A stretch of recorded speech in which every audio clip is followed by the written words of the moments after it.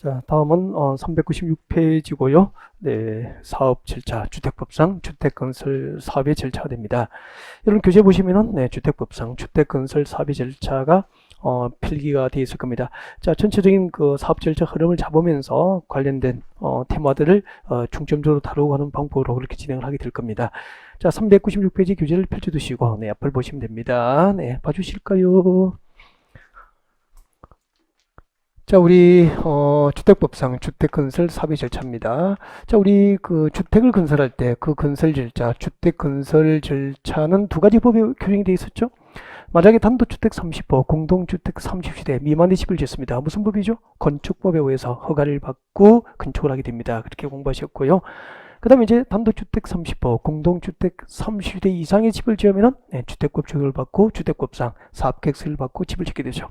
자, 그러면은 지금부터 이제 주택법에 의해서 주택건설 사업의 절차, 그 과정을 쭉 설명하는 거죠. 만약에요, 우리 서울에서 500세대입니다. 서울에서 500세대의 아파트를 짓습니다. Y건설에서 서울에 500세대의 아파트를 분양하기 위해서 주택건설 사업을 한다라고 가정을 합시다. 그러면은 그때 이제 주택법상 공동주택 50세대 이상이기 때문에 이것은 건축허가 대상입니까? 사업계획서의 대상이 됩니까? 주택법상 사업계획서를 받아야 할 대상이 되는 거죠. 자, 이렇게 사업계획서를 받아서 주택건설 사업을 하게 될 Y건설을 무엇으로 불러야 되죠? 배웠잖아요. Y건설은 등록 사업자로서 주택법상 무엇이 되는 거죠? 사업 주체, 주택건설 사업이 주체되는 거죠. 그러면은 Y건설이 500세대 아파트를 짓고자 한다면은 이제 주택법상 사업계획서인 대상이기 때문에 제일 먼저 주택건설 사업을 계획을 해서 서울시청에 가서 주택건설 사업계획서를 받아야 한다는 거죠. 자, 이렇게 주택법상 주택건설 사업계획서를 받으면은 사업계획서를 받고 몇 년 내에 착수해야 되죠? 그렇죠. 주택법상 사업계획서를 받으면은 5년 내에 공사 착수를 하는 착수 신고가 필요합니다. 착수 신고를 해야 돼요. 만약에 사업계획 승인은 5년 내에 착수가 없다면 사업계획 승인 취소를 해야 합니까? 할 수 있습니까? 할 수 있다. 그렇게 되죠. 취소 사유가 되는 거죠. 네. 그 다음에 자, 이렇게 착수 신고하고 이제 주택건설공사를 하게 되죠. 주택건설공사를 시행하게 되고요. 자, 이렇게 해서 주택건설공사 끝났습니다. 아파트 500세대 아파트 공사 끝나면 입주를 해야 되죠. 그냥 입주합니까? 준공사를 받게 됩니까? 준공검사. 그 준공검사를 건축법은 사용승인, 주택법은 무엇이라고 하죠? 사용검사를 받은 후에 입주해서 그 공동주택을 분양받은 입주 예정자들이 이제 공동주택을 입주하여 사용할 수 있게 되는 거죠. 사용검사 후 입주, 그렇게 되는 거죠. 이게 주택법상 주택건설 사업 절차 그 과정이에요.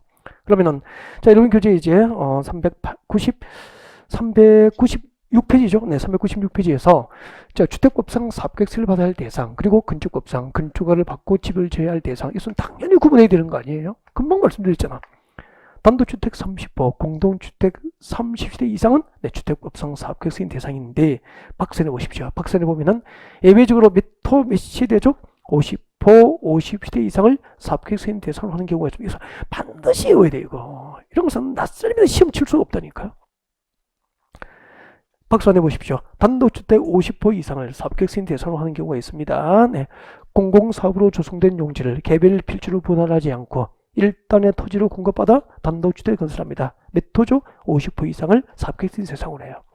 그리고 건축법 시행령상 한옥이죠. 한옥도 몇 호? 50호 이상이면 사업계획서를 받게 되죠. 그래서 한옥을 짓거나 공공사업으로 조성된 용지를 개별 필지로 분할하지 않고 일단의 토지로 공급받아 단독주택을 건설할 경우에는 50호 이상을 사업계획서인 받도록 해서 주택 건설 절차를 강화한 겁니까? 완화해 준 겁니까? 완화를 해준 거죠. 그리고 그 밑에 봅니다. 50세대 이상을 주택법상 사업계획서인 대상으로 하는 경우가 있습니다. 네.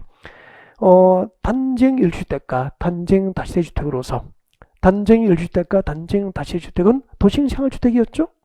단쟁 다시대 주택과 단쟁 1주택으로서 일정한 요건, 두 가지 요건이 있을 거예요. 점 두 개가 있죠. 점 두 개의 요건을 모두 갖추면은 단쟁 연립과 단쟁 다시대 주택은 공동주택이지만 몇 세대입니까? 50세대 이상을 사업계획서 대상으로 하는 거야. 예를 들면 이렇게 돼 있을 거야. 이게 잠깐 볼까요? 이게 단쟁 연립입니다. 단지형 연립이라고 돼 있죠. 그리고 단지형 다시대 주택이죠. 그러면은 여기는 공동주택이 1주택과 다시대 주택인데 원룸형 주택입니까? 단지를 형성하고 있습니까? 단지를 형성하고 있다는 거예요. 한 개의 대지에 두 개 이상의 동이 있다는 거예요. 이렇게 단지를 형성하고 있는 연립주택과 단지를 형성하고 있는 다시대 주택으로서, 그 말은 원룸입니까? 두 개 이상의 동이 있습니까? 하나의 대지에 두 개 이상의 동이 있으면 단지형이라고 하잖아요. 단지형 1주택과 단지형 다시대 주택으로서 이 공동주택 1세대, 이 공동주택 1세대당 규모가 얼마 이상이 돼야 되죠? 30제곱미터 이상이죠. 30제곱미터 이상이고, 그리고 이 진입도로폭, 이 단지에 들어가는 진입도로폭이 얼마 이상이 돼야 되죠? 6m 이상인 경우, 단지형 1주택과 단지형 다시대 주택은 몇 세대죠? 50세대 이상을 사업계획 승인으로 하게 되는 거죠. 이런 것은 정확하게 이렇게 암기하고 있어야 돼. 이런 게 낯설면 답 찾을 길이 없다니까. 이게 익숙할 수 있도록 반복을 계속해서 연습을 좀 해주셔야 됩니다. 그래서 자, 단독주택 30호, 공동주택 30대 이상이 사업계획 이상인데 예외적으로 50호, 50대 이상을 사업계획 대상으로 하는 경우도 있다. 그리고 그 밑에 봅니다. 그 밑에 동그라미 2번. 도시 및 주거환경 정비법상 정비 사업 중에서 무슨 사업이죠? 주거환경 개선 사업을 위한 정비구역에서 건설하는 공동주택은 몇 시대입니까? 50시대 이상을 사업계획 대상으로 하는 거죠. 이유가 뭘까요? 재건축 재개발이 아니고 도시 및 주거환경 정비법상 정비 사업 중에서 주거환경 개선 사업이잖아. 주거환경 개선 사업은 그 도시 저소득층 집단 거주 지역에서, 즉 달동네 철거 사업 맞죠? 주거환경 개선을 목적으로 하는 거죠. 그럼 여기는 저소득층 집단 거주 지역이기 때문에 사업으로 건설되는 공동주택의 면적 규모가 클까요? 대형 아파트 위주로 건설될까요? 중소규모입니까? 중소규모 아파트가 많이 건설되니까 지역 특성상 그 기준을 완화해서 주거환경 개선 사업 목적의 정비구역에서 공동주택 건설할 때는 소형 아파트 건설이 용이할 수 있도록 매실에 50세 이상부터만 사업계획서를 받으면 된다는 거지. 이해가 되죠? 자, 단독주택 30호, 공동주택 30대 이상이 원칙이지만 50호, 50대 이상을 사업계획 승인 대상으로 하는 경우였죠. 그 다음에 주택법상 사업계획 승인권자죠. 사업계획 승인을 누구에게 받아야 될까? 사업계획 승인권자. 건축법상 건축허가권자처럼 당연히 알고 있어야 되죠. 이런 것은, 이런 게 낯설면 진짜 답 찾을 길이 없어. 여러분 박산해 보십시오. 박산해 보면은 주택건설 사업과 대지용 사업을 할 때 그 대지 면적이 10만 제곱미터 이상입니다. 10만 제곱미터 이상 미칠 거 보죠. 10만 제곱미터 이상이면 사업계획서를 누가 승인하죠? 시도지사, 대도시시장이 사업계획 승인합니다. 그 밑에 주택건설 사업과 대지용 사업을 할 때 그 면적 규모가 10만 제곱미터 미만이면은 줄거죠. 10만 제곱미터 미만이면은 해당 지방자치단체장, 즉 특별시장, 광역시장, 특시, 특도, 시장 군수가 주택건설 사업계획 승인하는 거죠. 네. 그리고 그 밑에 예외적으로 국토교통부 장관, 중앙정부, 국토교통부 장관이 직접 사업계획 승인하는 경우가 있죠. 이런 것은 철저하게 오나야 되죠. 국장. 다음의 경우에는 국토교통부 장관부터 직접 사업계획 승인을 받아야 한다. 국토교통부 장관은 자치단체장입니까? 중앙정부입니까? 중앙정부. 중앙정부, 국토교통부부터 직접 주택건설 사업계획 승인을 받아야 할 대상입니다. 첫 번째. 1번이 너무 중요해. 너무너무. 1번에서 엄청 당했거든요. 누구라고 되어 있습니까? 국가. 그리고 한국토지주택공사잖아요. 국가고 주택공사는 주택건설 대지 면적 규모와 상관없이 전부 국토교통부로부터 사업계획서를 받게 한 거죠. 이유가 있겠죠. 이유가. 그 이유를 아셔야 되죠. 이유가 뭐냐면은, 여보세요. 그 지금 대전 이남은 주택 경기 좋아요, 안 좋아요? 아주 안 좋아요. 신규 분양 시장이. 네. 근데 지난해부터 안 좋아졌어요. 그러니까 지난해하고 올해 사이 안 좋아진 거죠. 그러면은 그 이전에 한 5년, 6년 정도는 수도권보다 상대적으로 지방의 주택 경기가 좋았거든요. 분양 시장이. 그때 건설회사가 엄청 지방에 내려가서 아파트 많이 지은 거예요. 그래서 지금 창원이라든지 목포, 여수, 부산, 울산 이런 곳은 지금 공급이 수요를 초과한 초과 공급 상태예요. 그럼 시장 기능이 제대로 작동한다면 주택 가격은 올라갑니까? 떨어집니까? 떨어지고 분양 시장은 침체될 수밖에 없잖아. 분양 시장이. 그래서 이런 지역은 과열지역입니까? 위축지역입니까? 조정 대상 지역에서 위축지로 지정된 지역으로 위축지역. 그리고 여러분, 분양 시장이 위축돼 있으니까 주택 경기가 과열에 반대 위축된 시장이라면은 여기다 아파트를 추가로 공급하면은 안 되겠죠. 그럼 정부가 민간 건설사를 이 지역에 초과 공급적 아파트를 지을 수 없도록 강제할 수는 없잖아. 그래서 누구를 통해서? 국가나 한국토지주택공사를 통해서 수급 조정을 하겠다는 겁니다. 그래서 국가의 주택공사는 면적 규모와 상관없이 전부 국토교통부로부터 사업계획서를 받게 한 거예요. 이유가 되죠. 그 다음 그 밑에 330만 제곱미터 이상이잖아. 330만 제곱미터 이상이에요. 330만 제곱미터 이상이에요. 거대한 줄 것이십시오. 택지개발 사업 100만 평 이상이잖아. 330만 제곱미터 이상의 거대한 택지개발 사업 이출주, 그리고 도시개발법상 도시개발 사업 이출주. 그러면은 330만 제곱미터 이상 100만 평 이상의 거대한 택지개발 사업과 도시개발 사업이 추진되는 지역이라면은 이런 주택 공급, 아파트 공급 시대수가 수천 시대입니까? 수십만 시대입니까? 수십만 시대가 공급될 거 아니야. 이게 잘못 공급되면은 주택 수급 불균형이 심각하게 처리될 수도 있죠. 중앙정부의 무엇이 필요합니까? 조정. 그래서 국토교통부로부터 사업계획서를 받도록 국회가 법을 만든 겁니다. 이유 아셨죠? 그 다음에 그 밑에 봅니다. 수도권과 광역시 지역에 긴급한 주택 내에서 동그라미 하십시오. 긴급한 이런 단어가 떠올라야 되죠. 긴급한 주택 내에서입니다. 그러면은 수도권은 서울, 경기, 인천이잖아요. 서울, 경기, 인천, 수도권과 광역시 지역에 긴급한 주택난 해소가 필요하다면 그것은 특정 자치단체가 해결할 수 있어? 없어. 중앙정부의 역할이 필요하잖아요. 그래서 국토교통부부터 사업계획서를 받도록 입법이 이루어진 겁니다. 동그라미 하십시오. 지역균형개발. 동그라미 하십시오. 광역적 차원의 조정. 여러분, 지역균형개발과 광역적 차원의 조정은 자치단체의 역할입니까? 중앙정부의 역할입니까? 중앙정부의 역할로만 가능하거든. 그리고 제일 마지막에 국가 등 공공사업 주체가 총 지분 몇 %를 초과 출자했죠? 50%. 국가 등 공공사업 주체가 50%를 초과 출자한 부동산 투자회사도 수급 균형 조정 대상이 된다는 의미입니다. 그래서 국토교통부터 직접 사업계획서를 받게 한 겁니다. 전부요. 그냥 외우라고 하지 않았죠. 다 설명드렸고 이 설명을 듣고 이해를 반복하면서 익숙하면 시험 칠 수 있는 거다는 거죠. 사업계획 승인 대상하고 사업계획 승인권자에 관련된 설명이었고요. 그 다음에 이제 그 밑에 보면은 사업계획 승인 면제가 박스에 나와 있을 거야. 나와 있습니까? 단독주택 30호, 공동주택 30세대 이상인 경우에도 이 주택법상 사업계획 승인 면제에서 건축법상 건축허가만으로 쉽게 주택 건설이 이루어질 수 있도록 사업계획 승인을 면제하는 경우가 있습니다. 아직 설명드린 적이 없을 거예요. 처음이에요. 그래서 박스 안에 보면은 사업계획 승인 면제. 다음의 경우에는 사업계획서를 받지 않는다라고 해서 사업계획서를 받지 아니할 대상이 박스 안에 몇 개 들어있죠? 2개가 있을 거예요. 2개. 그 중에서 2번은 읽으시면 돼. 2번에 보십시오. 농업협동조합 중앙회 밑줄 쭉 가십시오. 농업협동조합 중앙회가 조달하는 사업으로 시행되는 주택건설 사업이라면 사업계획서이 면제됩니다. 그러면 건축허가로 쉽게 건축할 수 있다는 건데 이것은 읽어보시면 돼요. 근데 이제 1번이 좀 어렵죠. 자, 1번에 보니까 사업계획 승인이 면제되는 용도지역이 있을 겁니다. 밑줄 것이십시오. 준주거지역과 유통상업지역을 위한 모든 상업지역입니다. 줄 것이고. 준주거지역과 유통상업지역을 위한 상업지역에서 몇 시대라고 되어 있습니까? 300세대 미만인 주택과 주택 외의 시설, 동일 건축으로 건축하는 경우로서 건축 연면적에 대한 주택 연면적 비율이 몇 %? 90% 미만이면 사업계획 승인 면제됩니다. 설명드리려고요. 좀 어려워요. 그래서 고개 들고 설명드리면 쉬워집니다. 봐주세요. 다음의 경우에는 공동주택 30대 이상이어도 주택법상 사업계획 승인을 받지 않고 면제죠. 사업계획서를 받지 않고 건축허가를 받고 건축을 하게 됩니다. 일단 사업계획 승인 면제가 가능한 용도지가 어디죠? 같이 읽을까요? 준주거지역이죠. 준주거지역과 그리고 상업지역입니다. 무슨 상업지역이죠? 유통상업지역을 위한 나머지 상업지역이잖아요. 그러면은 유통상업지역을 제외한 나머지 상업지역이니까 중심상업지역과 일반 상업지역과 그리고 걸린 상업지역이죠.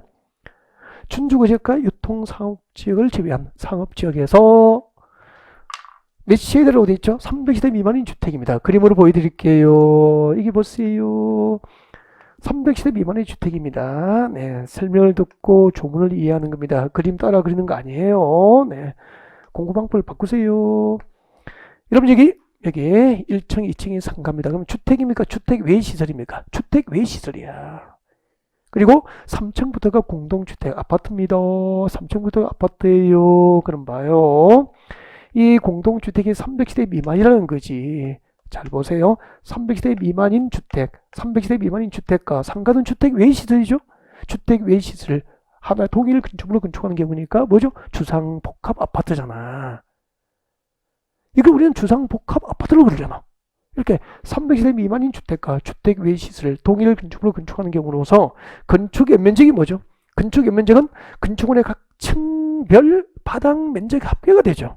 그러면은 자, 편의상 각 층별 건축물의 층별 바닥 면적이 1000제곱미터로 모두 같다면은 1, 2, 3, 4, 5, 6, 7, 8, 9 9개 층이니까 이 건축물의 건축 연면적은 얼마죠? 9000제곱미터가 되는 거 아닙니까? 건축 연면적에 대한 주택 연면적. 주택 연면적은 주택으로 된 층의 바닥 면적 합계잖아. 주택으로 된 층은 몇 개 층이죠? 7개 층이잖아. 그럼 주택 연면적이 얼마죠? 6000제곱미터잖아. 이 건축 연면적에 대한 주택 연면적의 비율이 몇 퍼센트? 90% 미만이니까 이 꼴이 들어가면 안 되죠. 90보다 작으면 되잖아. 이러면은 이 주상복합 아파트 보니까 공동주택 건설 시대소가 30대 미만인 주상복합 아파트니까 대규모 주상복합입니까? 중소규모입니까? 중소규모 주상 아파트, 복합 아파트 지을 때 건축 허가를 받고 쉽게 건축이 가능하도록 특례를 인정한 거라는 거지. 그러면은 우리가 이것을 공부하는 목적이 뭐죠? 학문 연구입니까? 객관식의 시험 준비하는 겁니까? 객관식 시험을 준비하면 조금만 생각해 보자. 이걸 오지선장으로 문제를 만들 수 있습니까? 보니까 없습니까? 5줄이 안 돼요. 그래서 독립적으로 한 문제 내기가 참 쉽지 않은 거야. 그래서 잘 안 나와요. 문제풀이 할 때 만약을 위해서 한번 설명드리기 때문에 문제풀이 가기 전까지 한번 설명드리는 거고, 이해됐다면은 이런 거 기억하면 되죠. 감묘하게 나오죠.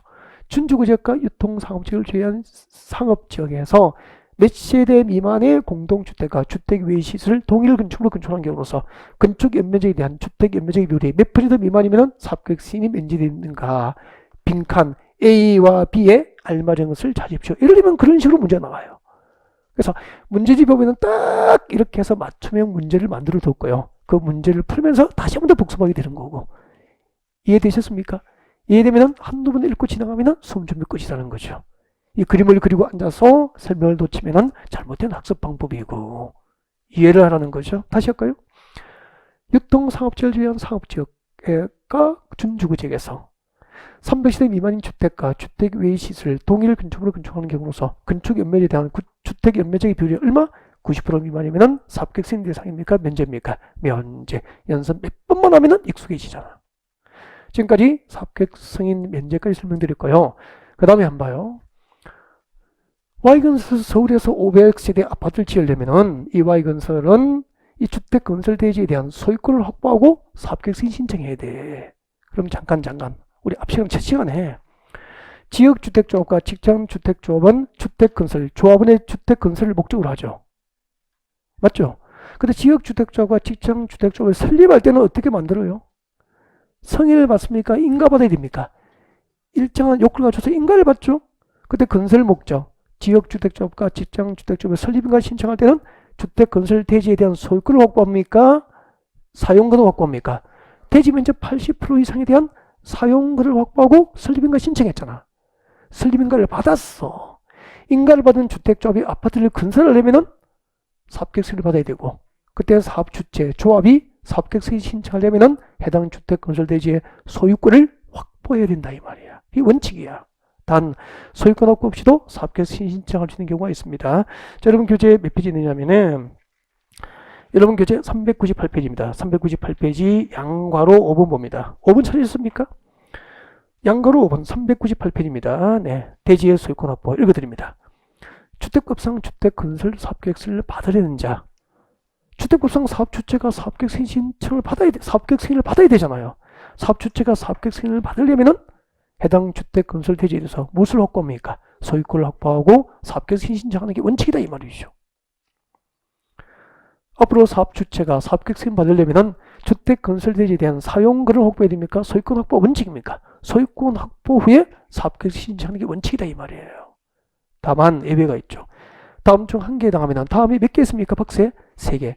기역, 니은, 디귿 중 한 개에 해당하면 소유권 확보 없이 사업계획 승인 신청이 가능하게 되잖아요. 얼추 외워야 되죠. 저를 보고 같이 외울까요? 봐주세요. 집중하시고. 너무 늦어요. 속도가. Y건설 500세대. Y건설에서 500세대 아파트를 지어요. 네. Y건설에서 500세대 아파트를 지으려면은 주택법상 사업계획서를 받아야 됩니다. 그래서 승인권자, 사업계획 승인권자에게 사업계획 승인을 신청하게 되죠. 이렇게 주택건설 사업계획 승인 신청할 때는 원칙적으로 해당 주택건설 대지에 대해서 무엇을 확보해야 됩니까? 소유권 확보 후에 사업계획 승인 신청하는 게 원칙이잖아. 예외적으로 소유권 확보 없이 사업계획 승인을 신청할 수 있는 경우가 몇 가지가 있죠? 세 가지. 이해하면서 외우십시오. 첫 번째, 주택건설 대지에 대해서 건설 대지 여기 있네.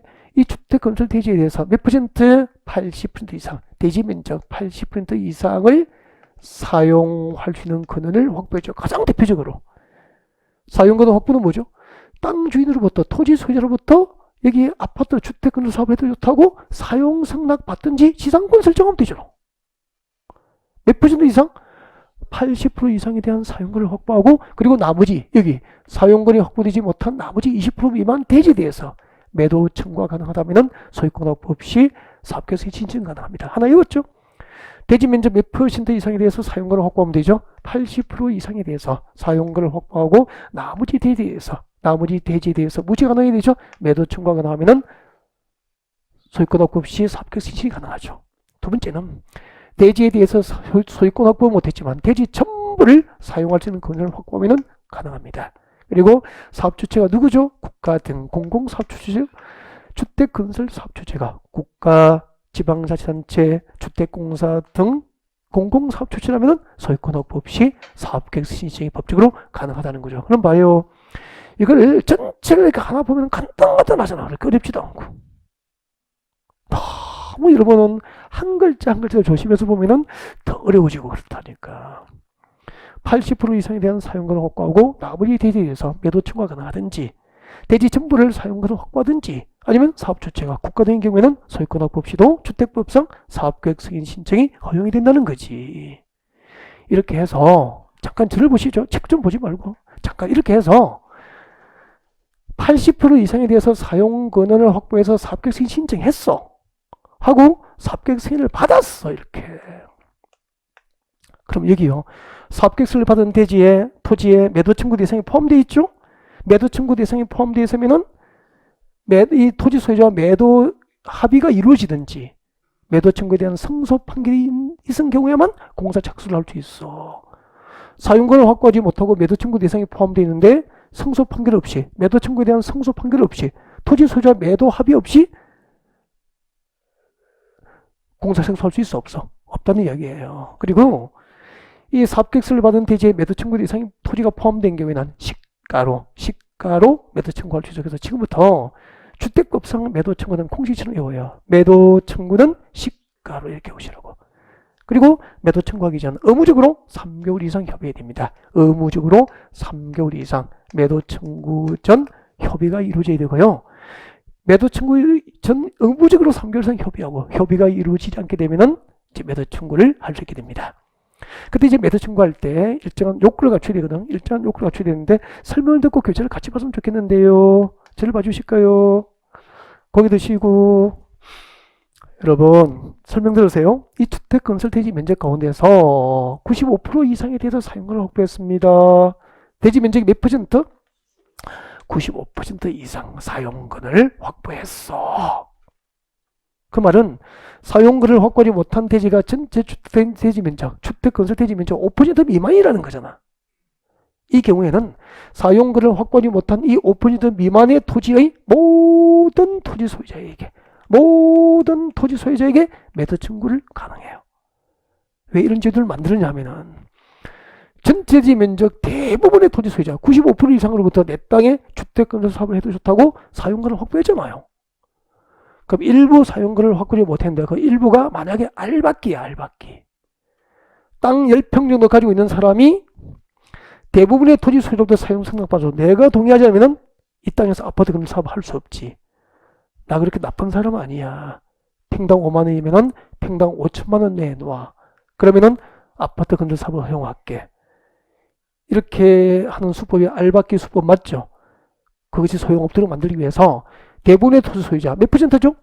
95% 이상의 토지 소유자로부터 사용권을 확보하면 사용권을 확보하지 못한 토지의 모든 소유자에게 매도 청구를 허용하도록 한 거야. 알박기 방지 제도입니다. 근데 만약에 95% 이상, 95% 이상의 사용권을 확보를 못한 거예요. 이 경우에는 이 동네에 주택 건설 사업을 목적으로 지구 단위 계획구역 지정을 결정 고시하기 10년 이전에 해당 지역의 토지 소유권을 지구 단위 계획구역 지정을 결정 고시하기 10년 이전부터 해당 지역의 토지 소유권을 취득하여서 지금까지 계속 보유를 하여 온 자, 이 자들은 이 지역에 얼마 안 살았습니까? 오래된 원주민입니까? 이 오래된 원주민을 제외하고 나머지 토지 소유자에게만 매도 청구를 허용하게 된 거죠. 그러면은 이 오래된 원주민에 대해서는 매도 청구할 수 있어? 없어? 없어. 그래서 위에 95% 이상의 사용권을 확보하면 사용권을 확보하지 못한 토지의 모든 소유자에게 매도 청구를 허용한 것은 알박기 방지 제도고, 95% 이상의 사용권을 확보하지 못했을 때 이 동네 오래된 원주민에게는 매도 청구를 못하도록 한 것은 오래된 원주민을 보호하기 위한 제도다, 그런 얘기예요. 매도 청구는 시가로. 매도 청구 전 몇 개월 이상 협의하죠? 3개월 이상. 이런 교재 같이 볼까요? 398페이지 동그라미 1번 읽어드립니다. 사업주체가 착공신고 후에 공사를 시작할 때 사업계획서를 받은 해당 주택 건설 대지에 매도 청구 대상 대지가 포함되어 있다면 매도 청구 대상 대지에 대해서는 그 대지의 소유자가 매도 합의를 하거나 매도 청구에 관한 법원의 성소 판결을 받은 경우에만 공사 시작할 수 있다. 설명드렸죠? 오른쪽으로 갑니다. 매도 청구. 사업계획서를 받은 사업주체는 다음에 따라서 해당 주택 건설 대지 중에서 사용권을 확보하지 못한 대지 소유자에게 그 대지를 시가로, 동그라미 시가로 매도 청구할 수 있습니까? 매도 청구는 시가로. 이 경우 매도 청구 밑을 쭉 가십시오. 매도 청구 대상이 되는 대지 소유자와 그 매도 청구 전 몇 개월 이상? 3개월 이상 의무적으로 협의를 해야 됩니다. A번 같이 봅니다. A번. 주택 건설 대지 면적 95% 이상, 동그라미 95% 이상에 대해서 사용권을 확보했어. 그럼 사용권을 확보하지 못한 토지가 5% 미만이 남아있죠. 네, 이렇게 95% 이상에 대한 사용권을 확보했다면 사용권을 확보하지 못한 대지에 줄거죠. 모든 소유자를 대상으로 매도 청구를 허용해서 뭘 방지한다고요? 알박기 피해를 방지하도록 만든 거예요. 근데 그 밑에 봅니다. B번. A 외의 경우 무슨 말이죠? 95% 이상의 사용권을 확보하지 못한 경우잖아. 95% 이상에 대해서 사용권을 확보하지 못한 경우에는 사용권을 확보하지 못한 대지 소유자 중에서 밑줄 쭉 그십시오. 지구단위 계획구역 결정고시를 10년 이전에 해당 대지의 소유권을 취득하여 계속 보유하고 있는 자, 누구라고 했습니까? 오래된 원주민이잖아요. 이 오래된 원주민을 제외한 나머지 토지 소유자에게만 매도 청구가 허용되기 때문에 이 오래된 원주민에게는 매도 청구할 수 있습니까? 없습니까? 없게 되는 거죠. 7번 내려오십시오. 사업계획 승인 이행. 그 다음에 그 밑에 니은번 꼭 읽어야 됩니다. 니은번 읽어드립니다. 인가보다 설립된 리모델링 주택조합은 리모델링 교리에 찬성하지 않은 자의 주택과 토지에 대해서 매도 청구를 할 수 있게 됩니다. 이유가 뭘까요? 잠깐만요. 여러분 여기 여러분이 살고 계신 아파트입니다. 이게 101동, 102동, 103동, 101동, 102동, 103동, 101, 102, 103 이렇게 돼 있죠. 그러면 우리가 앞에 이렇게 공부했잖아. 103동만 리모델링 할 수 있습니까? 없습니까? 있죠. 근데 103동 리모델링 하려면 제일 먼저 리모델링 조합을 만들어야 되고, 그때 조합 설립 인가 신청할 때는 일정한 교리 요건을 갖춰야 되죠. 근데 인가 신청을 위한 교리 요건, 동을 리모델링 할 때는 동 구분 소유자와 어길 건의 각 얼마? 3분의 2 이상이 리모델링에 찬성하는 결의가 필요하다 그랬잖아요. 그러면 이 103동에 사는 모든 아파트 소유자가 전부 리모델링에 찬성하는 건 아니잖아. 3분의 2 이상만 찬성하면 되잖아. 그러면은 3분의 1 미만의 반대자가 있더라도 리모델링에 찬성하지 아니한 자 이분들이 있어도 리모델링 조합 설립인가는 받을 수 있는 거 아닙니까? 그때 리모델링 교리에 찬성하지 아니한 자의 이 아파트하고 그들의 대지 지분은 어떻게 될까? 매도 청구를 할 수 있다는 거죠. 왜요? 리모델링은 공익사업이 아니거든. 그래서 리모델링 교리에 찬성하지 아니한 자 이자들의 아파트하고 대지 지분을 강제 수용할 수 있어? 없어? 없으니까 매도 청구를 허용하게 된 거예요. 앞으로 인가받아 설립된 리모델링 주택조합은 리모델링 교리에 찬성하지 않은 자의 아파트하고 그 대지 지분에 대해서는 수용권을 행사합니까? 매도 청구를 할 수 있습니까? 매도 청구를 할 수 있습니다. 그때 매도 청구는 뭐죠? 시가로 해야 되지. 내려오십시오. 사업계획 승인 이행과 취소. 자, 동그라미 1번 공사 착수 암기해야 되죠? 자, 사업계획서를 받은 사업은 사업계획대로 승인받은 사업계획대로 주택건설을 시행해야 되고 다음 구문에 따라서 공사를 시작합니다. 라고 해서 착수 시기가 나와 있습니까? 기업과 이해를 묶어주세요. 이게 뭐죠? 착수, 공사, 착수 시기가 되는 거죠. 공사 착수 시기가 되는데 기업분해 보십시오. 주택법상 사업계획서를 받으면 몇 년 내에 착수하는 게 원칙이죠? 5년 내에 착수가 원칙입니다. 근데 니은번 공구별로 분할해서 사업계획서를 받은 경우에는 최초로 공사를 진행하는 공구는 사업계획서에 몇 년 내에 착수입니까? 5년. 최초로 공사를 진행하는 공구 외의 공구는 해당 주택단지에 대한 최초 착공 신고로부터 몇 년이죠? 2년. 2년 내에 착수해야 됩니다. 이 착수 시기를 위반하면 사업계획서 취소 대상이 되는 거예요. 그래서 저 잠깐만 봐주실래요? 금방 공구별로 분할해서 건설 공부하는 경우가 나왔기 때문에 잠깐 설명을 좀 드리겠습니다. 네, 물어보겠습니다. 여러분, 공구 용어 정의할 때 많이 했죠? 여러 번 했어. 지금 여러분에게 제가 공구가 뭐죠? 라고 물으면 하실 말이 있을까 없을까? 있죠. 네, 기회를 드릴게요. 공구가 뭐죠? 그거예요. 보시죠. 전체 공동주택 건설 시대수가 전체 시대수가 몇 시대? 600시대 이상. 600시대 이상이면 공구별로 분할해서 주택을 건설 공급할 수 있다. 맞습니까? 1공구, 2공구 이렇게 공구별로 분할해서 주택을 건설 공급할 수 있어요. 근데 공구라는 것은 자 이렇게 공사 단위를 네, 이렇게 둘 이상으로 구분해서 공구별로 착수 신고, 사용 검사 절차를 각각 별도로 수행할 수 있도록 구분된 공사 단위를 공구라고 하는 거죠. 그리고 자 이렇게 공구가 구분되면 공구별로 공동주택 건설 시대수는 몇 시대 이상이 돼야 되죠? 300시대 이상, 300시대 이상, 각각 300시대 이상이 돼야 되기 때문에 공구를 구분해서 공구별로 분할해서 주택을 건설 공고하기 위해서는 전체 시대수는 몇 시대 이상이 돼야 됩니까? 600시대 이상이 되어야 공구별 구별이 가능하다는 것을 알 수 있게 됩니다. 지금 이런 얘기를 지금 잘 못 알아듣고 빠르고 그러면은 인문가정 수업을 안 들었거나 1, 2월 강의를 안 들어서 그런 거야. 그 용어 정의를 다 하고 계속 반복했는데 공부를 처음 듣습니다. 이렇게 되면 이제 곤란한 거잖아. 그러니까 이런 것을 자기 실력에 맞도록 미리 예습을 하고 와야 되는 거야. 그러면은 이런 걸 잘 못 알아들으면은 수업 볼 때 어떻게 되죠? 1, 2월 기본 이론 강의를 인터넷 강의로 예습하고 오면은 따라올 수 있는 거 아니냐는 얘기죠. 그때 기본 가령도 지금 안 돼 있는 상태에서 늦게 와가지고 앉아가지고 안 된다고 원망해봐야 자기만 손해라는 거지. 자기 실력에 맞도록 그 과정을 미리 예습하고 오면은 쏙쏙 들어와요, 이게. 필기하고 싶은 욕구도 없고, 막, 그렇게 된다고. 그러니까 모르니까 자꾸 써야 되고, 막 책에 어디 있는지 찾아봐야 되고, 그렇게 되는 거죠. 가장 기본적인 상을 지금 하고 있는 거거든. 그 다음 또 봐요. 이렇게 공구별로 분할해서 사업계획서를 받으면은 보통 1공구부터 공사를 시작할 거 아니야. 최초로 진행하는 1공구는 사업계획서에 몇 년 내에 착수해야 됩니까? 5년 내 착수를 해야 됩니다. 5년 내 착수하지 않으면 사업계획서를 취소할 수 있다 없다? 있다는 거죠. 근데 1공구 최초로 진행하는 공구를 제외한 나머지 공구는 해당 주택단지에 대한 최초 착수 신고를, 즉 1공구에 대한 착수 신고로부터 몇 년 내에 착수합니까? 2년 내에 착수한다고. 이때는 2년 내에 착수하지 않더라도 사업계획서 취소할 수 있습니까? 없습니까? 없다는 건 너무 중요하잖아. 넘기십시오. 책장 넘겨서 400페이지 오십시오. 400페이지 제일 위에 보면은 사업계획서 취소가 나와 있어요.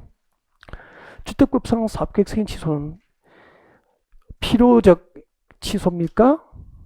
임의 취소입니까? 임의 취소. 사업계획서 행구자는 다음 중 한 개에 해당하는 사유가 있으면 그 사업계획서를 취소할 수 있다. 취소 사유가 몇 개 나와 있죠? 3개. 자, 1번 같이 봅니다. 사업 주체가 착수 시기를 위반해서, 즉 사업계획서를 받고 몇 년 내에 착수해야 됩니까? 5년 내에 착수해야 되는데 착수하지 않으면 위반한 거 맞죠? 착수 시기를 위반하면은 사업계획승인을 취소할 수 있어. 단 줄 거예요. 공급을 분할하여 주택을 건설 공급할 때 최초로 공사를 진행하는 공고 외의 공고는 몇 공고죠? 2공고잖아. 최초로 공사를 진행하는 공고 외의 공고는 해당 주택단지에 대한 최초 착공 신고로부터 몇 년 내에 착수하죠? 2년 내에 착수해야 되는데 이때 2년 내에 착수하지 않은 경우에는 사업계획승인 취소 대상이 되지 아니한다. 방금 강조드린 거죠. 너무 중요해요. 나머지 니은번 디귿은 누구나 알 수 있는 거잖아. 경매 공매로 사업주체 대지의 소유권을 상실했거나 그 다음에 사업주체 부도 파산으로 더 이상 공사 완료가 불가능하다면 사업계획승인은 취소할 수 있는 거죠. 오른쪽으로 갑니다. 401페이지 사용검사 별표해야 되죠. 이거 하면은 이제 주택법상 주택건설 사업 절차가 마무리가 되는 겁니다. 네, 여러분 잠깐만요. 우리 이거 진짜 많이 했죠. 건축법에서는 준공사를 무엇이라고 합니까? 사용승인. 건축법에 필기되어 있습니다. 이게 사용승인이라고 합니다. 건축법은 사용승인. 사용승인 누가 신청했죠? 지난주에 배웠잖아. 건축주가 누구에게? 허가권자에게 사용승인을 신청합니다. 처리가 며칠이었죠? 7일 내에 사용승인을 위한 검사를 하고 그 검사에 합격된 건축에 대해서 사용승인을 교부합니다. 이렇게 배웠거든요. 지난주에 한 거예요. 오늘 주택법입니다. 주택법은 준공사를 무엇이라고 합니까? 주택법은 준공사를 사용검사라고 합니다. 주택법상 사용검사는 여러분 교재 보세요. 누가 누구에게 신청합니까? 사업주체는 줄 거예요. 사업주체는 미칠 겁니다. 사업주체는 건축법은 건축주가, 주택법은 사업주체가, 주택건설 사업주체가 누구에게 되어 있습니까? 저 뒤에 시장, 군수, 구청장. 참 중요하잖아. 사업계획 승인권자가 아니죠. 사업계획 승인권자에게 사용검사 신청하는 게 아니고 시장, 군수, 구청장에게 사용검사를 받아야 되는 거죠. 그래서 시장, 군수, 구청장이 원칙적으로 사용검사권자가 돼요. 근데 가로 안에 봅니다. 구청장 뒤에 줄 것이십시오. 구청장 뒤에 국가 또는 한국토지대공사인 사업주체, 국가 또는 한국토지주택공사인 사업주체인 경우와 국토교통장로부터 직접 사업계획서를 받은 경우에는 예외적으로 누구로부터 사용검사를 받습니까? 국토교통장로부터 사용검사를 받을 수 있게 됩니다. 그래서 이때 국토교통장로는 원칙입니까? 예외입니까? 예외적으로 사용검사권자가 될 수도 있다는 거잖아요. 그리고 동그라미 2번 내려옵니다. 공구별로 분할해서 사업계획서를 받은 경우에는 완공된 주택에 대해서 공구별로 분할 사용검사 가능합니까? 네. 여기요. 전체 공동주택 건설 시대수가 600시대 이상이면 공구별로 분할해서 주택이 건설 공급됩니다. 근데 공구가 뭐죠? 분할된 공구별로 착수신고와 사용검사 절차를 각각 별도로 수행할 수 있잖아. 그래서 공구별로 사용검사를 받게 돼. 이것을 공구별 사용검사라고 하는 거야. 분할 사용검사. 공구별로 분할해서 사용검사를 받을 수 있다 없다? 있다. 그 얘기 준 거잖아. 그 뒤에 줄 것이십시오. 사업계획 승인 조건 미이행 등 사유가 있는 경우죠. 그 사유가 구체적으로 기억부터 디귿까지 밑에 박스에 나와 있죠. 이건 암기할 필요 없어요. 참고. 그 외우지 마세요. 사업계획 승인 조건 미이행. 그럼 여러분 가만히 잠깐. 사업계획 승인해 줄 때 조건을 붙였는데 그 사업계획 승인 조건을 이행했습니까? 이행하지 않았습니까? 사업계획 승인 조건을 이행하지 않았는데 사용검사를 모든 세대에게 사용검사를 해줄 수 있어 없어? 없으니까 이럴 경우에는 뭐죠? 동별로 공사 완료된 주택에 대해서 동별 사용검사를 하여 줄 수는 있다는 겁니다.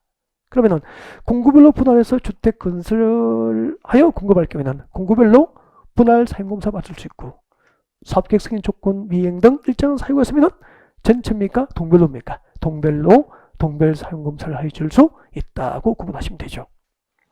그리고 동그라미 3번.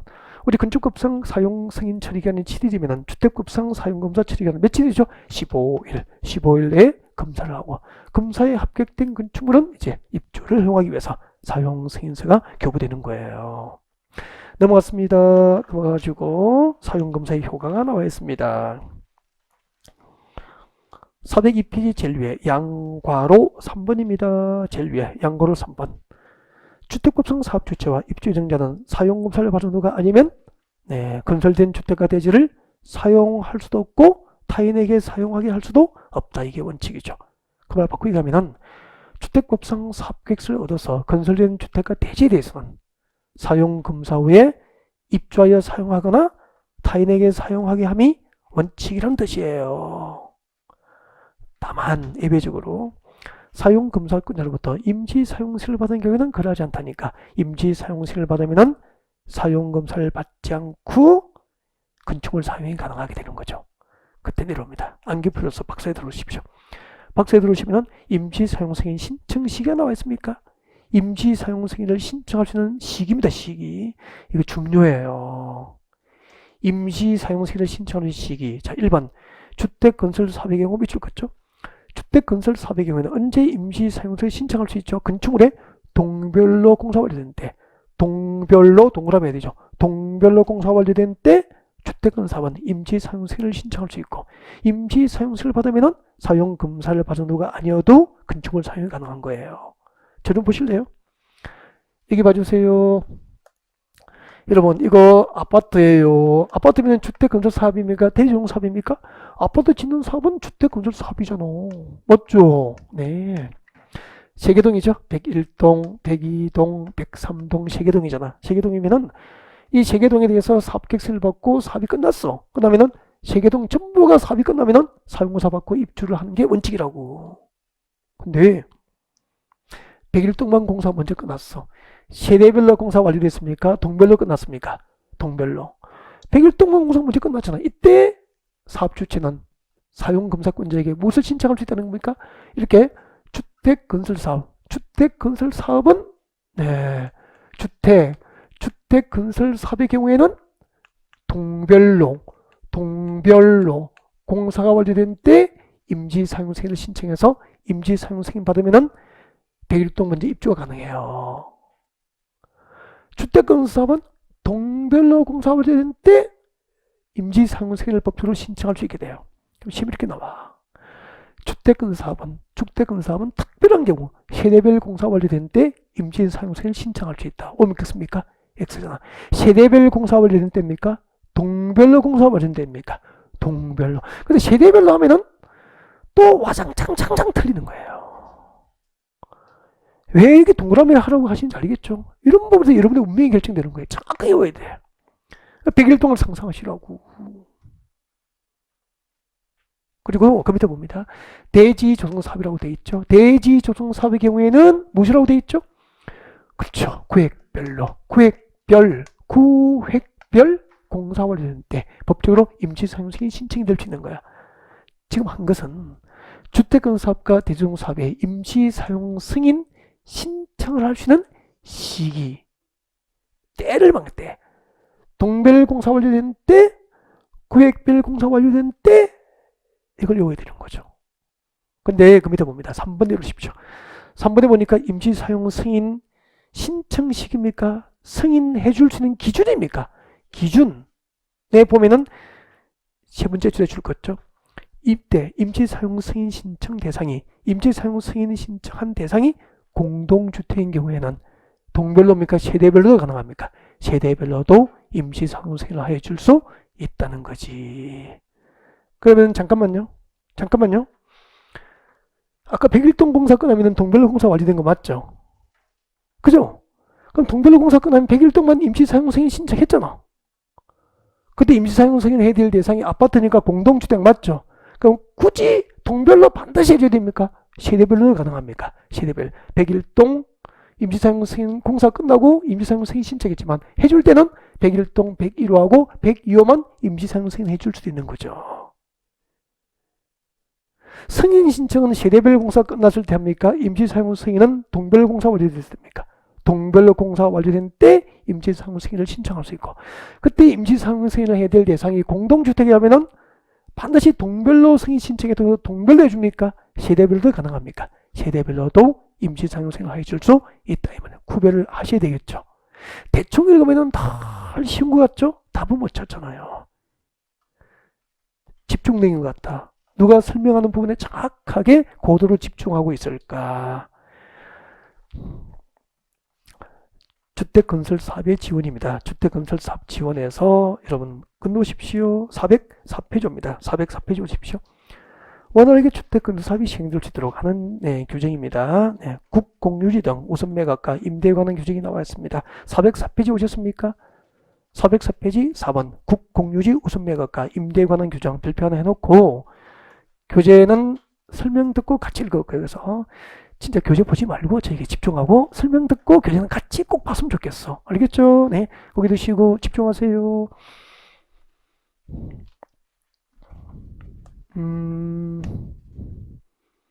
가만히 들어요. 중간에 책 보지 말고. 국가가 소유하면 뭐죠? 국가가 소유한 땅은 국유지고 자치단체나 공공기관 등이 소유하면은 이제 공유지가 되잖아. 그죠? 국공유지, 국가, 지방, 자치단체들이 소유한 토지를 국공유지라 그래요. 이 국공유지를 매각을 합니다. 판다는 거죠. 매각을 하거나 임대를 하는 경우가 있을 거 아니에요. 그때 국공유지를 매각하거나 임대할 때 다음을 목적으로 하는 자, 거기 보면 박산의 세 개가 들어있을 거야. 박산의 기형, 니은, 디귿이 보입니까? 거기만 살짝 보면 돼. 첫 번째, 국민주택입니까? 국민주택 규모입니까? 국민주택 규모 물어볼게요. 국민주택 규모는 주거주는 면적 기준 얼마 이하를 원칙으로 합니까? 85제곱미터 이하. 지금 여기서 85제곱미터를 물으면 진짜 기본이 안 된 거야. 빨리 인문 다시 들어야 돼. 다시 11월 인문 과정이나 1, 2월 강의 다시 들으셔야 돼. 국민주택 규모가 열분의 문제풀인데 얼마입니까? 라고 했는데 생각이 안 나면은 정말 기초를 안 한 거라니까. 기본 이론 다시 들으십시오. 듣고 다시 오라야 되고. 국민주택 규모인 주택, 주거주는 면적 85제곱미터 이하인 주택을 50% 이상 건설을 목적으로 하는 거죠. 그럼 잠깐만요. 500세대의 아파트를 짓는데 절반 이상, 250세 이상을 주거주는 면적 85제곱미터 이하인 소형 아파트 위주로 건설하는 거야. 이런 건설 사업 주체에게 국공유지를 우선적으로 매각하고 임대해서 사업을 지원해 주라는 겁니다. 그리고 주택조합입니다. 주택조합이 건설하는 주택 건설을 목적으로 하는 자. 아까 주택 건설을 목적으로 하는 주택조합은 두 개죠. 지역주택조합과 직장주택조합이잖아. 그럼 지역주택조합과 직장주택조합 무주택 서민들이 내 집 마련 목적으로 만든 조합이잖아.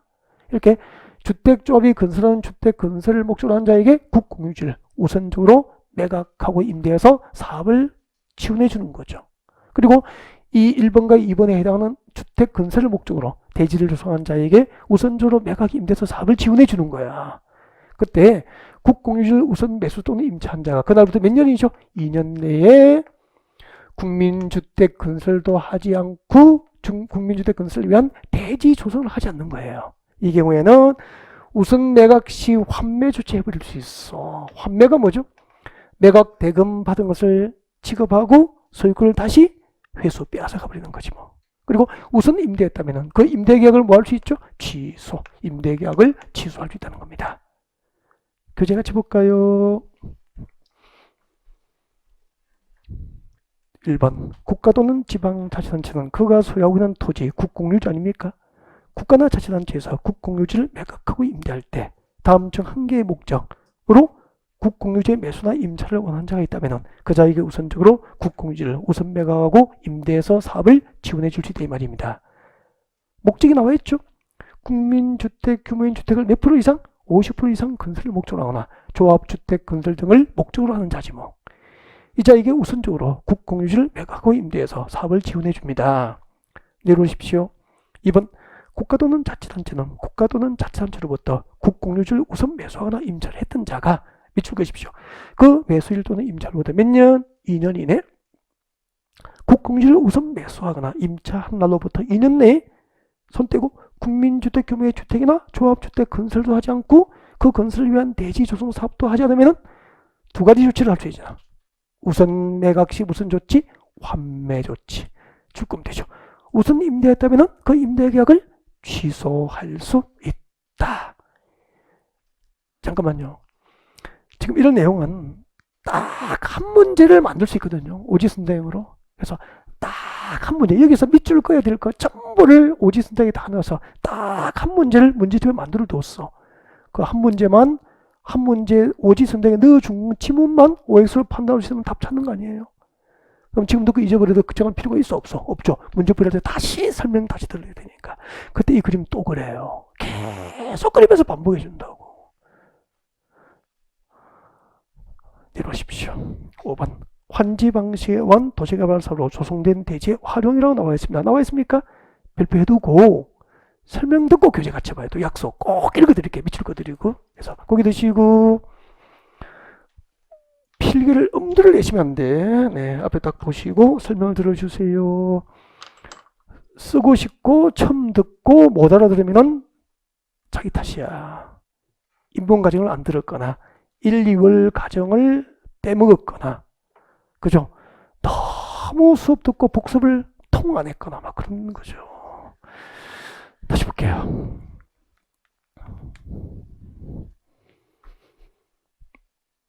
여기 도시개발 사업전 종전 토지나 미개발된 상태의 토지가 있습니다. 도시개발 사업전 종전 토지를 무시로 도시개발 사업전 토지를 무시로 불렀죠? 종전 토지라고 그랬지. 도시개발 사업전 종전 토지. 자, 신도시를 개발하기 전 종전 토지. 여러분 여기 100번지입니다. 100번지. 100번지에 1000제곱미터의 농지, 갑의 농지가 있어서 많이 듣던 이야기죠. 자, 이 지역이 환지 방식으로 신도시를 개발됐습니다. 환지 방식으로 신도시를 개발됐으니까 네, 기존의 농지나 임야는 형질 변경 공사를 통해서 택지나 상업용지, 공장용지로 새로 조성이 되고요. 도시 기능을 발휘할 수 있도록 이제 없던 도로 등 기반시설이 확충이 됐죠. 자, 그리고 무슨 방식으로 도시개발 사업을 했죠? 환지 방식으로. 그러면은 환지 방식으로 신도시 개발이 끝나면은 사업전 종전 토지 소유자, 100번지 농지 소유자 갑에게 1000여대 농지 대신에 200번지에 조성된 택지 500제곱미터를 환지 처분해 준다고. 기억나죠? 그러면 종전 토지소유자 갑에게 1000여대 농지 소유자 갑에게 도시개발이 끝나고 200번지에 조성된 택지로 500제곱미터를 환지로 돌려주고 갑에게 환지로 정하지 않은 토지가 얼마 남아있죠? 500. 그 나머지 500제곱미터는 규약 정관 시행 규정 실시 계획이 정하는 목적, 즉 도시개발사 목적 달성을 위한 용도에 쓰려고 환지를 결정하지 않고 보류한 거야. 이름이 뭐죠? 보류지잖아. 보류지. 그리고 도시개발 사업 시행자는 그 보류지 중 일부를 처분해서 도시개발 사업 경비에 쓰게 됩니다. 이것을 무엇이라고 하죠? 채비지. 채비지라고 하잖아. 채비지. 그러면은 어차피 우리 이렇게 배웠죠. 도시개발법상 환지 방식의 사업 절차에서 환지 처분이 공고되면은 환지 처분 공고의 다음날 채비지의 소유권을 누가 취득하죠? 시행자, 도시개발 사업 시행자가 취득을 해서 팔아서 사업비에 써야 될 거 아니에요. 그러면은 도시개발 사업 시행자 입장에서는 어차피 채비지는 사업 비용을 마련하기 위해서 가져야 됩니까? 처분해야 됩니까? 처분해야 될 입장이야. 그 사실을 알고 주택법상 국민주택 건설 사업주체가 국민주택 건설 용지를 구하기 위해서 도시개발 사업 시행자에게 채비지 매각을 요구할 수 있고요. 매각 요구를 받은 도시개발 사업 시행자는 채비지 총 면적의 몇 %? 50% 범위 내에서 채비지를 우선적으로 사업주체에게 매각해 줄 수 있어. 그때 환지계획 수립 전 채비지 매각이 요구됐어. 환지계획을 수립하기 전에 채비지 매각을 요구했다는 것은 환지계획으로 채비지의 위치와 면적이 결정됐습니까? 안 된 겁니까? 안 된 거라고. 그래서 환지계획 수립 전 채비지 매각이 요구되면 도시개발 사업 시행자는 사업 주체에게 매각할 채비지를 몇 개의 단지로 정합니까? 하나의 단지로 정하여서 대규모 국민주택 단지가 조성될 수 있도록 사업을 지원해 줍니다. 그때 도시개발 사업 시행자의 채비지 양도 가격은 원칙이 감정 가격 기준으로 양도해요. 단 임대주택 건설 등을 목적으로 하면은 조성원가를 줄 수 있고요. 그 다음에 그때 채비지 매각을 요구한 사업 주체가 다수 많은 경우에는 매각 대상 사업 주체를 선정할 때는 경쟁입찰 방법으로 선정이 되는데 매각을 요구한 사업 주체가 하나인 경우에는 경쟁입찰 방법으로 양도 대상을 선정합니까? 수의계약입니까? 수의계약으로 선정할 수 있다. 그렇게 되죠. 자, 방금 설명드린 내용을 교재로 읽어서 확인하고 중요사항을 체크하겠습니다. 교재로 보세요. 404페이지 맨 밑에 네 번째 줄입니다. 주택법상 사업주체가 국민주택 건설 용지를 구하기 위해서 도시개발 사업 시행자에게 채비지 매각을 요구하면은 도시개발 사업 시행자는 밑줄 그으십시오. 채비지 총 면적의 50% 범위 이런 거 기억해 달라는 거잖아. 채비지 총 면적의 50% 범위 내에서 이를 우선적으로 사업주체에게 매각해 줄 수 있어요. 오른쪽으로 갑니다. 405페이지. 405페이지 오른쪽으로 갔습니다. 빨리 오세요. 사업주체가 도시개발법상 환지계획 수립 전 채비 매각을 요구했어. 환지계획 수립 전 매각을 요구했으니까 아직까지 환지계획으로 채비지의 위치와 면적이 결정되기 전이잖아. 그래서 이때는 도시개발 사업 시행자는 사업주체에게 매각할 채비지를 환지계획에서 지금도 미칠 거면 되죠. 하나의 단지로 정하여 주어서 내려옵니다. 채비지의 양도 가격 봅니다. 이때 채비지의 양도 가격은 원칙이 뭐죠? 세 번째 줄 원칙이 뭐죠? 감정 가격 기준이야. 원칙이 감정 가격 기준으로 양도하는 게 원칙인데 미칠 거요. 임대주택 건설을 목적으로 합니다. 임대주택 건설을 목적으로 하면은 조성 원가로 양도가 허용됩니다. 다음 내려오시고요. 네, 주택 건설 자금입니다. 주택법상 주택 건설 자금은 주택 상환사채를 발표하시면 되고요. 외우시면 돼요. 뭐 제가 설명을 드릴 내용은 아니죠. 뭐.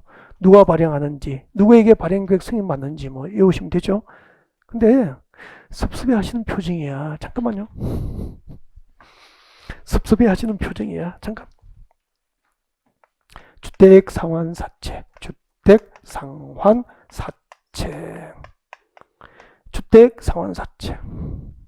여러분 한번 보시고요.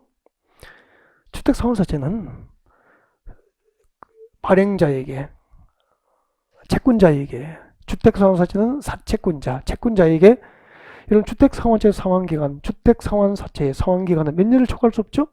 3년을 초과할 수 없잖아요. 그러니까 채권자에게 3년 내에 건설된 주택으로 상환할 것을 조건으로 발행하는 채권이에요. 그러면은 주택상환사채를 가진 채권자는 원금과 이자 수입을 목적으로 하게 됩니까? 아파트 입주권을 받게 됩니까? 3년 내에 아파트 입주권으로 상환을 받게 되는 거죠. 교재 보십시오. 누가 발행하죠? 한국토지주택공사하고 또 누구죠? 등록사업자야. 그럼 잠깐. 여러분, 한국토지주택공사는 국가 공기업이죠? 국가 설립한 공기업이잖아요. 아파트 3년 내에 주택을 건설해서 상환할 수 있는 능력이 돼요? 안 돼요? 되죠. 근데 등록사업자는 누구예요? 오늘 배웠잖아, 최치원에. 개인과 민간 법인들이잖아. 건설회사들. 그러니까 개인과 민간 법인, 등록사업자 주택상환세를 발행하면 끝나는 게 아니고 3년 내에 주택으로 상환해서 갚아야 되잖아요. 주택공사를 못 믿습니까? 등록사업자를 못 믿습니까? 등록사업자. 그래서 등록사업자는 개인이라면은 아파트 시공 능력이 있습니까? 개인이? 없죠. 그래서 발행을 못해. 법인으로서, 법인도 법인 나름이잖아. 부도를 내지 않게 법인으로서 다음에 요건을 갖추라고 등록사업자의 주택상환사채 발행 요건을 법으로 정하게 된 거야. 밑에 적어놨습니까? 등록사업자의 발행 요건이 왜 박스에 들어가 있는지 이유 아셨죠? 등록사업자가 주택상환사채를 발행하려면은 이 정도의 상환 능력이 있을 때 발행하라는 거지. 근데 여기 있는 거 아니에요? 자본금 얼마? 5억 이상. 법인입니까? 개인입니까? 법인. 개인은 시공 능력이 없으니까 안 돼요. 법인으로서 자본금 5억 이상. 그리고 건설산업기본법에 의해서 건설업 등록할 것. 그리고 3년간 연평균 주택 건설 지적이 몇 세대? 300세대. 3년간 300세대 이상일 것. 이런 거는 여러분이 암기하셔야 될 몫이지 않을까요? 그리고 등록사업자가 주택상환사채를 발행하려면은 최소한 이 정도의 법상 요건을 갖춘 등록사업자 중에서 발행을 하되 발행 규모도 제한을 받는 거야. 뭐라고 되어 있습니까? 발행 규모. 등록사업자의 발행 규모는 최근 3년간 연평균 주택 건설 호수 이내로 발행 규모 제한을 받게 되지. 그리고 발행 계획을 작성하면은 누구로부터 승인 받아야 되죠? 국토부 장관의 승인 후 발행 계획 승인을 받아야 발행이 가능한 거야. 그럼 국토부 장관은 왜 승인을 하죠? 발행할 수 있는 법인이 이와 같은 발행 요건을 갖추는지, 발행 규모는 최근 3년간 연평균 주택건설 호수 이내로 발행하는지 확인하고 발행해도 좋다고 계획을 승인해 줄 거 아니에요. 이해가 됐죠? 나머지 상환 기간은 암기하시면 되잖아. 제가 다 읽어줄 수는 없지. 기본적인 원리는 다 설명드린 거고. 자, 여기까지가 이제 주택 건설 자금 파트까지 설명이 됐고요. 잠시 휴식 후에 제3절 주택 공급, 주택 공급 파트를 진행하겠습니다.